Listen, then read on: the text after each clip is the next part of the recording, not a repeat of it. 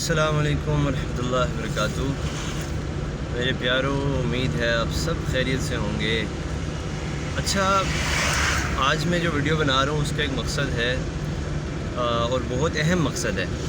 وہ یہ کہ بہت دیکھنے میں آ رہا ہے جو نوجوان ہیں، خصوصاً آج کل کا جو زمانہ ہے اس میں وہ ایک بیماری بہت زیادہ پھیلی ہوئی ہے، اور وہ کیا ہے؟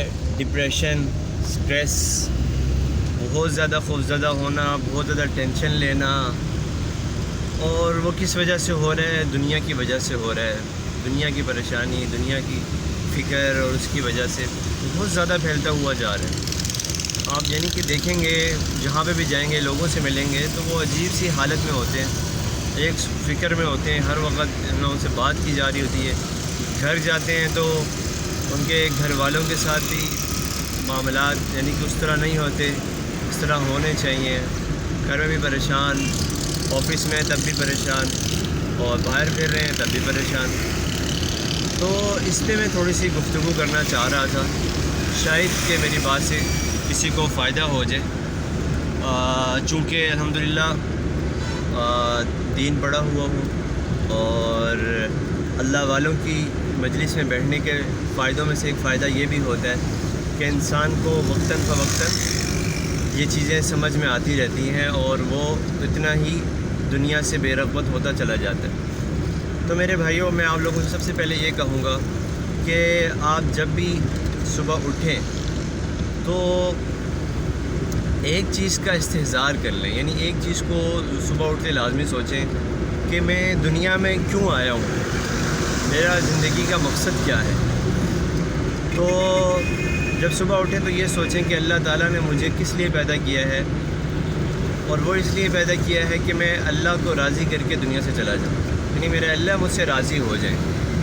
یہ مقصد جب آپ سوچیں گے، اور اللہ راضی کیسے ہوں گے؟ جب میں اللہ کے حکموں پر چلوں گا، اور اللہ نے جو احکامات دیے ان پہ عمل کروں گا، عبادت کروں گا، معاملات صحیح کروں گا۔ تو میرے بھائیوں، آدھی ٹینشن تو آپ کی یہاں سے ہی دور ہو جائے گی، کیونکہ جب آپ کا یہ مقصد ہوگا تو آپ جب آفس میں جائیں گے یا باہر پھریں گے تو آپ زیادہ کسی چیز کی ٹینشن نہیں لیں گے، کیونکہ آپ اپنے مقصد پہ چل رہے ہیں اور آپ کامیاب چل رہے ہیں۔ تو ایک اس چیز کا استحضار کریں، اور دوسری چیز کا یہ استحضار کریں کہ بھائی مجھے اللہ نے پیدا کیا ہے، اور اللہ تعالیٰ انتہائی شفیق ہیں، بہت زیادہ محبت کرنے والے ہیں، اور میرے سے اللہ تعالیٰ بہت زیادہ محبت کرتے ہیں۔ تو اس چیز کو تھوڑی دیر 5-6 منٹ سوچیں کہ اللہ مجھے دیکھ رہے ہیں، بہت محبت کرتے ہیں، اللہ تعالیٰ کی شفقت ہے مجھ پر، اور اللہ تعالیٰ کے انعامات میرے پاس بہت زیادہ ہو رہے ہیں میرے اوپر، اور جو ہے نا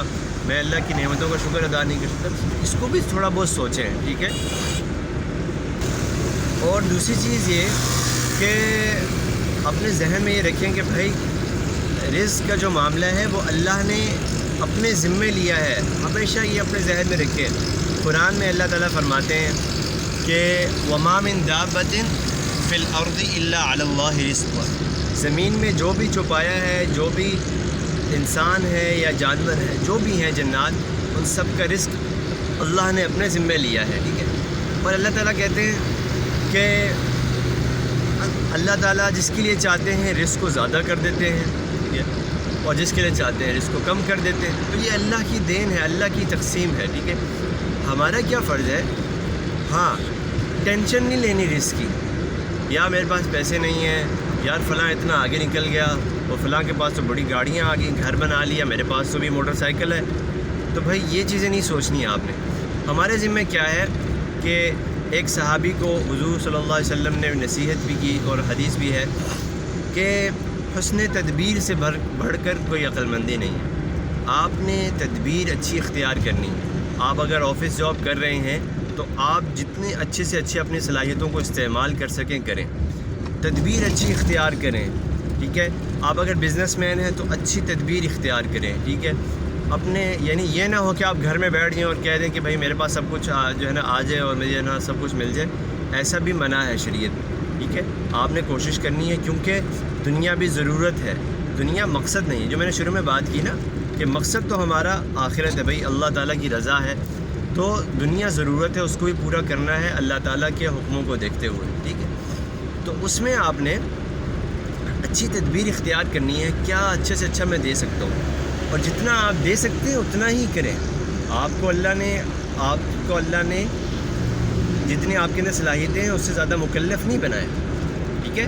تو اس پہ آپ فوکس کریں، اچھی تدبیر اختیار کریں، جو بھی آپ کرنا چاہ رہے ہیں اس کو اچھے طریقے سے کریں، اور ریزلٹس اللہ پر چھوڑ دیں. سب سے اہم بات میرے بھائیوں یہ آپ یاد رکھیے گا کہ جو ریزلٹس ہیں وہ آپ نے اللہ پہ چھوڑ دینے ہیں، کہ بھائی میں نے کر لی تدبیر اختیار کر لی، اب ریزلٹ جو ہے وہ اللہ کے اوپر ہے.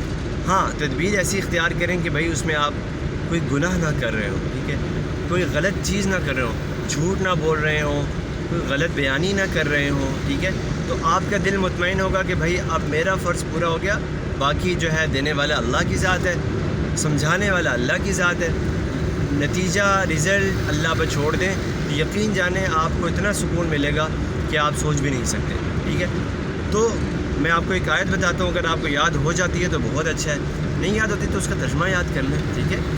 جب آپ کاموں سے فارغ ہو جائیں، شام کو جب آپ گھر آنے لگے نا، ٹھیک ہے، آفس سے نکلیں یا اپنے بزنس سے کرتے ہیں تو بزنس ختم کر کے جب آپ آ رہے ہوں تو آپ ایک آیت کا استحضار کریں. وہ آیت کون سی ہے کہ وَأُفَوِّضُ أَمْرِي إِلَى اللَّهِ، میں اپنے معاملے کو اللہ کے سپورٹ کرتا ہوں، ٹھیک ہے. وَمَن يَتَوَكَّلْ عَلَى اللَّهِ فَهُوَ حَسْبُهُ، کہ جو اللہ پر توکل کرے گا اللہ اس کے لیے کافی ہو جائے گا، ٹھیک ہے. تو آپ نے تدبیر اختیار کر لی جو آپ کے ذمے تھی، اور جو چیز آپ کے ذمے نہیں ہے وہ آپ نے اللہ کے حوالے کر دی. تو میرے بھائیو یقین جانو آپ کو ایسا سکون مل جائے گا کہ بھائی بس اب میرا معاملہ اللہ دے دے تو اس کا کرم و نوازی ہے، نہ دے تب بھی اس میں میرے لیے بہتری ہوگی اللہ کی طرف سے. تو اس میں آپ کچھ ساری ٹینشنوں سے آپ دور ہو جائیں گے میرے بھائی. ہر معاملے میں یہ ہے، گھریلو معاملہ ہو یا آپ کا معاش کا معاملہ ہو، شادی بیاہ کا کوئی بھی معاملہ ہو، اس میں آپ دو چیزیں کر لیں. صبح اٹھ کے آپ نے ایک بات کا استحضار کرنا کہ میں اللہ سے مجھ سے بہت محبت کرتے ہیں، ٹھیک ہے، اللہ مجھے دیکھ رہے ہیں اور اللہ کے انعامات میرے پہ بہت زیادہ ہیں، شفیق ہیں اللہ میرے اوپر بہت زیادہ، ٹھیک ہے. اور دوسرا اپنے زندگی کے مقصد کا استحضار. اور شام کو جب آپ کاموں سے فارغ ہو جائیں تو یہ آیت کہ میں اپنے معاملے کو اللہ کے سپورٹ کرتا ہوں، اب اللہ کے ذمے ہے کہ وہ نتیجہ کیا ہوگا وہ اللہ تعالیٰ کی. تو یہ دو چیزیں انشاءاللہ آپ کر لیں گے. اور پھر بھی اگر آپ کو بار بار ذہن میں خیالات آتے ہیں کہ یار وہ کام کا کیا ہوگا کام، تو بار بار اس چیز کا انتظار کریں، یار معاملہ اللہ کے سپورٹ ہے، اب اللہ دیکھ لیں گے اس معاملے کو، میں نے جو کرنا وہ کر دیا، اللہ میرے ساتھ بہت مشفق ہیں، بہت زیادہ رحم کرنے والے. تو انشاءاللہ آپ کی یہ ٹینشنیں دور ہو جائیں. آپ گھر آئیں گے تو آپ کو ذہن بالکل خالی ہوگا اور بیوی بچوں کو پراپر ٹائم دے پائیں گے اور خوشی سے ان کے ساتھ جو ہے نا ملا سکیں گے. تو یہ آپ لازمی کیجیے گا. تو مجھے اللہ کی ذات سے امید ہے کہ مجھے اس چیز سے فائدہ ہوا. میں آپ کو کیوں بتا رہا ہوں کیونکہ میری ایج بھی آپ کی جتنی ہی ہوگی، نوجوان جتنے آج کل 25 26 یا 30 سال تک کے ہیں، میری ایج بھی آپ کی جتنی ہی ہوگی، ٹھیک ہے. تو مجھے بھی بہت ہوتا تھا. تو الحمدللہ اللہ والوں کی مجلس میں بیٹھنے کی وجہ سے، ان کے ساتھ ان کی باتوں کو سننے کی وجہ سے مجھے بہت فائدہ ہوا اور اس چیز پہ میں نے عمل کرنا شروع کیا. تو یقین جانیں زندگی میں ایسا سکون آ گیا، ٹھیک ہے. اب نمازیں بھی پڑھتے ہیں اور عبادت بھی کرتے ہیں تو نماز میں اتنا خیال نہیں آتا کہ یار فلاں چیز پسند. اکثر ہم ایسا ہوتا ہے نا کہ ہم لوگ جب نماز پڑھ رہے ہوتے ہیں، ٹھیک ہے، یا کوئی بھی عبادت ذکر کے لیے بیٹھ جاتے ہیں یا قرآن، وہ دنیا کے خیالات آتے رہتے ہیں، یار فلاں کام تو ہوا نہیں، فلاں کام تو ہوا نہیں، فلاں کام پھنسا ہوا ہے، یار فلاں کے پیسے پھنسے ہوئے ہیں، یہ سارے خیالات آتے ہیں، ٹھیک ہے. تو جب آپ یہ عمل کر لیں گے نا انشاءاللہ تو آپ کی عبادات میں بھی بہت سکون آ جائے گا. ٹھیک ہے میرے دوستو، ویڈیو لمبی ہوگی اس کے لیے معذرت چاہتا ہوں، لیکن ایک اہم بات تھی وہ آپ تک پہنچانی تھی. بہت دل کر رہا تھا یار کہ میں کس طرح نا اپنی بات کو لوگوں تک پہنچا سکوں. یقین جانے بہت دل کرتا ہے کہ جو چیز مجھے سمجھ آ گئی وہ میرے سب نوجوانوں کو سمجھ آ جائے. ہم سب ایک ہیں، ہم سب مسلمان ہیں الحمدللہ، پاکستان میں ہو، انڈیا میں ہو، بنگلہ دیش ہو، یہ پوری دنیا میں ہو، جس کو اگر میری بات سمجھ میں آ جائے تو میرے بھائیو انشاءاللہ بڑا فائدہ ہوگا. ٹھیک ہے، تو اب تک کے لیے اتنا ہی. جزاک اللہ، آپ نے اتنا میری بات کو سنا اور سپورٹ کیا. تو ملتے ہیں پھر کسی ویڈیو میں انشاءاللہ. اوکے، اللہ حافظ.